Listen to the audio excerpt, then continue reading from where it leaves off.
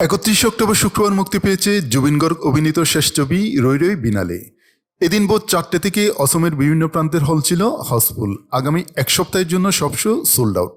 শেষবারের মতো পদ্মায় জুবিন ম্যাজিক দেখার জন্য দ্বিতীয় দিনই উচ্ছ্বসিত চোখে দলে দলে প্রেক্ষাগৃহে ভিড় করছেন অনুরাগীরা। অগ্রিম বুকিংয়ে টিকিট কেনার হিড়িক দেখেই হলে হলে এহেন জনসুনামির ভবিষ্যৎবাণী করেছিল সিনেমা হল। রিলিজ পরবর্তী পর্বে সে দৃশ্যের সাক্ষী থাকলো অসমের বিভিন্ন প্রেক্ষাগৃহে। পয়লা দিনই অসমের বক্স অফিসে জট তুলে দিয়েছে রই রই বিনালে। 5 কোটি বাজেটের সিনেমা ওপেনিং ইনিংসে বাজিমাত করেছে। একদিনে 1.5 কোটির ব্যবসা করে ফেলেছে জুবিনের অন্তিম সিনেমা। দর্শকদের বিপুল চাহিদার জেরে জুবিন গর্গের শেষ ছবির ধাক্কায় পিছু হতে বাধ্য হয়েছে বলিউড দক্ষিণের তাবর তাবর বাজেটে 2 সিনেমাও। এমনকি বহু হলে দিনের 7টি পর্যন্ত জুবিনের ছবি শো রয়েছে। তবুও টিকিটের চাহিদা সামাল দিতে পারছে না প্রেক্ষাগৃহ কর্তৃপক্ষ। রই রই বিনালের অর্থ অশ্রু এখনো ঝরে। আর সিনেমা দেখতে গিয়েই প্রয়াত জুবিন গর্গের জন্য দর্শকদের অশ্রু দ্বারা বইছে।